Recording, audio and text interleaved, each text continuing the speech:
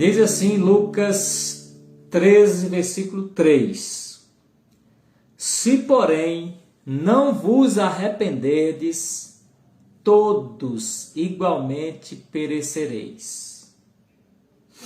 Veja como esse texto é enfático. Se, porém, não vos arrependerdes, todos igualmente perecereis. Meus queridos, quando consideramos, à luz das Escrituras, a malignidade das nossas ofensas a Deus, vemos que elas traz para nós a ira do Senhor. As nossas malignidades atraem a ira do Senhor. Como então, você pode perguntar, como então podemos viver sem nos arrependermos? Como podemos desenvolver comunhão com Deus sem arrependimento? Como podemos viver debaixo da graça e da proteção de Deus sem arrependimento? A Escritura Sagrada ensina que o homem natural é tão cego quanto a eternidade, é tão cego quanto os aspectos da alma, que pouco interessa pelo bem-estar da sua alma imortal. Morto espiritualmente, o homem vive pecando sem qualquer pensamento de que deverá prestar contas de suas ações no dia do julgamento. Mas se vagarosamente ele tem alguma reflexão sobre o seu comportamento, se vagarosamente ele faz alguma ponderação sobre a sua postura aqui neste mundo, isso não leva ao verdadeiro arrependimento. O homem natural, ele até consegue, durante um certo período de tempo, abster-se de cair em alguns pecados grosseiros que tenha recentemente cometido. Mas ele não é perseverante nessa resolução e logo deixa novamente ser levado pelas tentações e imediatamente quebra o voto ou os votos que fez. No entanto, isso é altamente ofensivo a Deus. Tal comportamento indica descaso para com Deus. Isso é zombar de Deus. Meus amigos, vocês que estão agora me assistindo, quando recebemos a graça do arrependimento verdadeiro, imediatamente e inteiramente voltamos para Deus, reconhecendo nossa vida depravada. É assim que a Bíblia ensina. Então, meus queridos, arrependam-se dos seus pecados. Por quê? Porque o tempo está acelerando. O tempo está cada vez mais aproximando do fim. E corre o risco de em breve você não achar mais o tempo para o arrependimento. E você sabe disso. Você sabe que não há arrependimento na sepultura para onde estamos indo. Hoje, em Cristo Jesus, Deus oferece misericórdia até mesmo àquele que se considera o maior pecador. Eu pergunto, isso não seria um grande incentivo para você? O apóstolo Paulo foi um exemplo notável dessa graça divina. Ele fala de si mesmo como o principal dos pecadores e declara como Deus usou de misericórdia para com ele. Cristo ama mostrar misericórdia aos pecadores. E se você se arrepender, Ele terá misericórdia de você. Mas como o arrependimento pode acontecer? Eu quero lhe dizer, de forma inicial, que o entendimento da palavra arrependimento está distorcido, muito distorcido. É tanta coisa.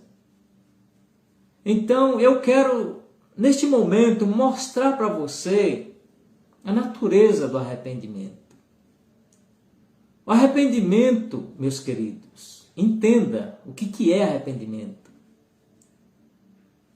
Arrependimento é uma disposição, é a disposição carnal e corrupta dos homens, sendo transformada em uma disposição renovada e santificada. Você conseguiu entender isso? Vou falar de novo.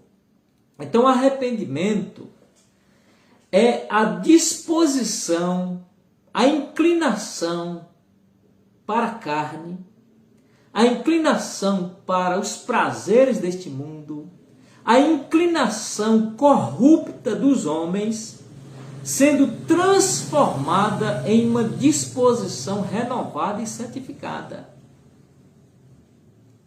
Então, se o seu arrependimento é verdadeiro, seu corpo e sua alma estão renovados.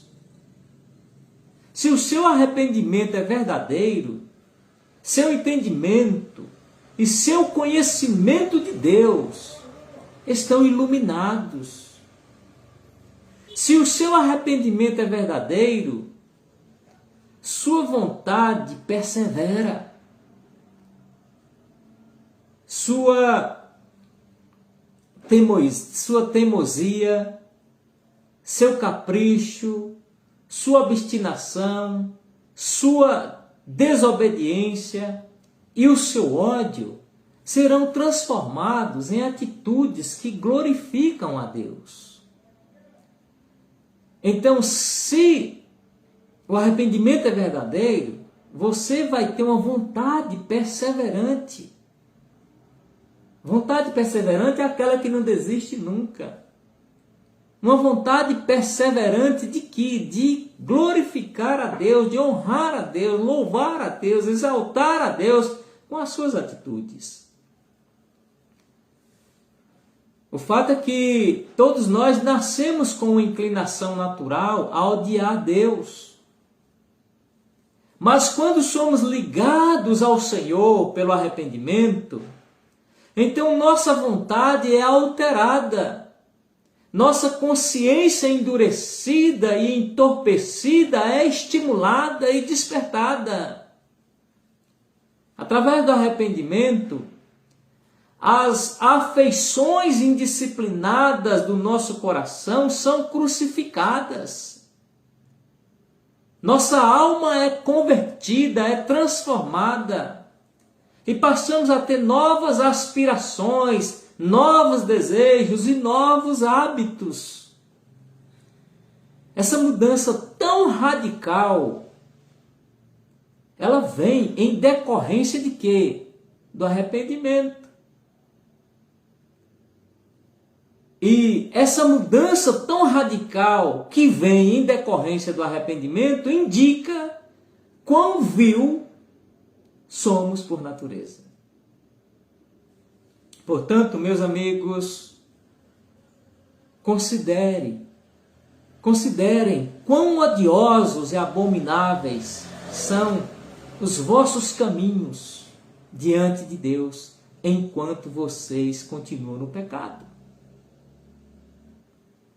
Você não pode se considerar um cristão enquanto continuar odiando Cristo e seu povo, Cristo e sua igreja, Cristo e sua palavra.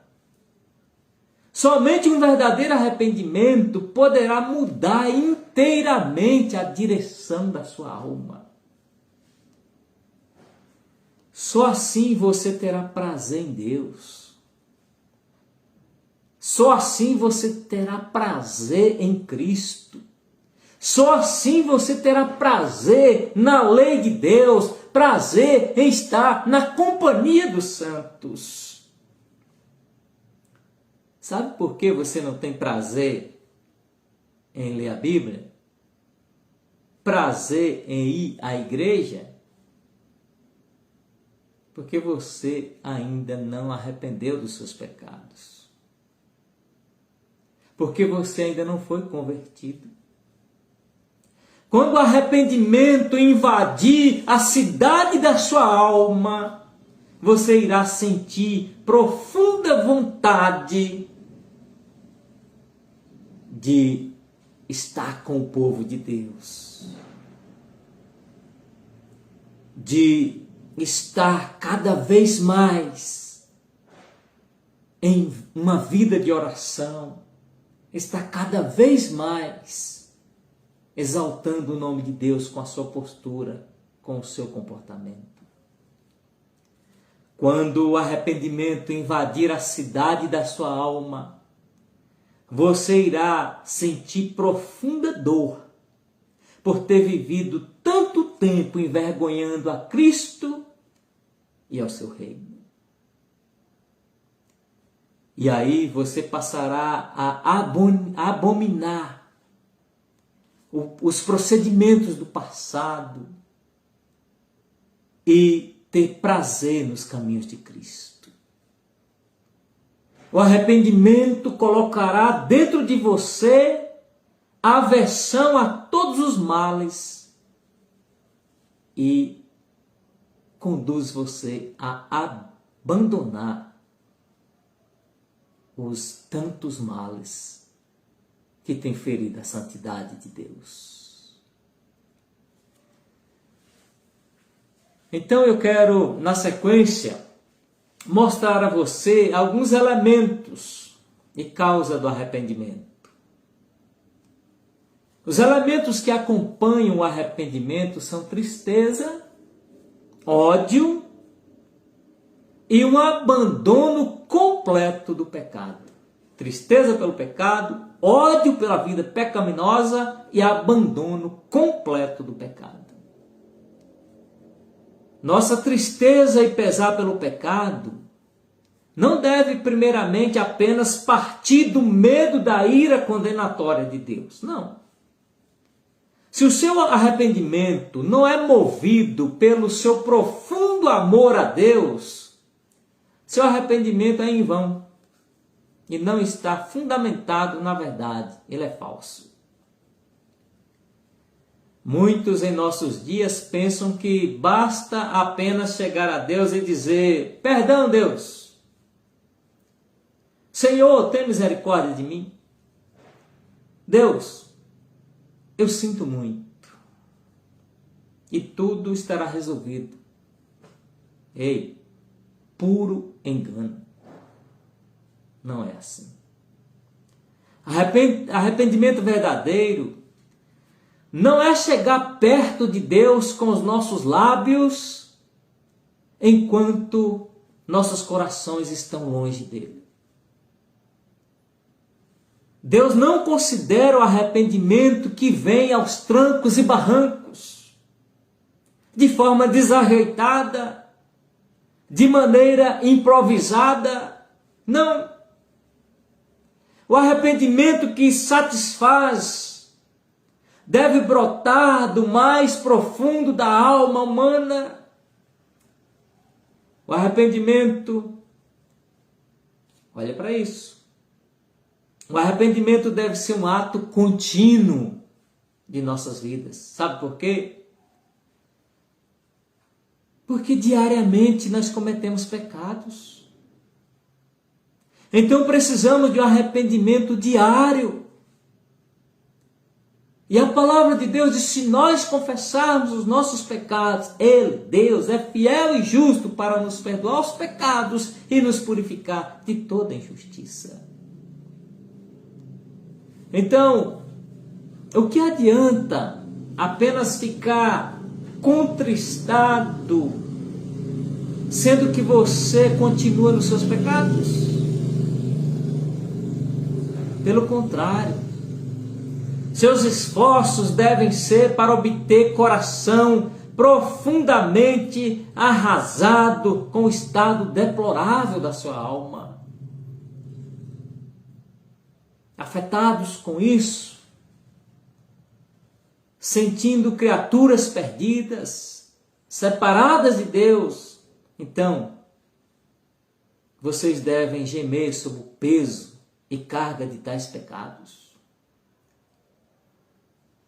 Somente deste modo, Deus em Cristo irá conceder-vos descanso, paz e preparo para o grande dia. Não haverá arrependimento genuíno enquanto você não se conscientizar da miséria em que está. Não haverá arrependimento genuíno enquanto você não considerar, não reconhecer a sua desgraça espiritual. A Bíblia diz claramente que o homem sem Deus é servo do pecado, é servo de suas paixões. Ele está debaixo da servidão e do comando de Satanás, fazendo o seu trabalho penoso e, consequentemente, está também debaixo da maldição de Deus e sujeito ao julgamento de Deus. Então, meu querido, considere quão terrível será o seu estado após a morte e depois do juízo, quando seus pecados forem expostos, se você morrer impiamente. Para que as coisas possam melhorar, para que coisas melhores possam acompanhar você, para que a salvação seja uma realidade nesta vida e após a morte, o Espírito Santo deve convencer você da sua condição espiritual. O Espírito Santo há de implantar em seu coração genuíno arrependimento. Caro amigo, considere o que a Escritura diz a seu respeito. Escute assim, de uma forma bem zelosa nesse momento. Zele pelas palavras que eu vou lhe dizer agora. Não são minhas palavras, são palavras bíblicas. A Bíblia diz assim, em 1 Pedro 4, 3. Guarde esse versículo. 1 Pedro 4, 3. Porque basta o tempo decorrido para terdes executado a vontade dos gentios, tendo andado em dissoluções, concupiscências, borracheiras, orgias, bebedices e em detestáveis idolatrias. Pastor, eu não entendi muito. Então, em outras palavras, o texto diz assim, qual é o texto? 1 Pedro 4, 3. Basta o que já passou. Quando você vivia executando a vontade dos pagãos, tendo vivido em imoralidade, desejos carnais, em embriaguez, bailes, desordem e tumulto. Chega. Basta. É isso que o texto diz. Então, considere quantos anos você já passou pecando. Olhe para trás em sua vida. Veja como você se afastou do Pai misericordioso. Veja como você foi andando errante no caminho da maldade. Entenda que você perdeu o favor de Deus. Entenda que você perdeu o conforto do Espírito Santo. Entenda que você perdeu a paz da sua própria consciência. Portanto, não descanse. Não descanse até que tenha o perdão de Deus e paz na consciência. Considere também como você tem abusado da paciência de Deus. E peça a Ele para amaciar o seu duro coração. Resolva hoje mesmo deixar todas as suas paixões pecaminosas, seus prazeres carnais, seu antigo curso de vida pecaminosa. Resolva hoje mesmo servir a Deus em santidade e justiça por todo o resto da sua vida. Procure uma igreja genuinamente cristã. Procure uma igreja que preza pela pregação bíblica, para que você possa crescer, se desenvolver espiritualmente. Mas não esqueça de uma coisa. Não esqueça que se você apenas lamentar seus pecados passados e não abandoná-los, o seu arrependimento é em vão. Se você apenas lamentar os seus pecados passados,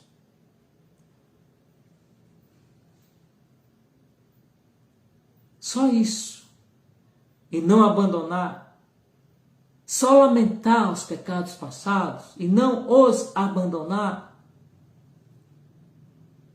você está zombando de Deus. Você está enganando a sua própria alma. Se você realmente deseja ser religado a Deus, arrependa dos seus pecados. Converta ao Senhor. Creia em Jesus Cristo. E suplica ao Espírito Santo que com a sua espada venha e mate o velho homem com seus feitos e lhe ressuscite para uma nova vida em Cristo Jesus. Agora, diante de tudo que você ouviu, não diga que seus pecados são muitos. Não diga que seus pecados são grandes demais para esperar encontrar misericórdia. Não diga que você está tão preso aos seus pecados que Jesus não tem capacidade de te libertar. Não diga assim. Não diga que você é tão impuro a ponto do sangue do Senhor Jesus Cristo não ser suficiente para lhe purificar de todos os pecados. Não. A graça de Deus é livre. Meus amigos, a graça de Deus é livre, rica e soberana.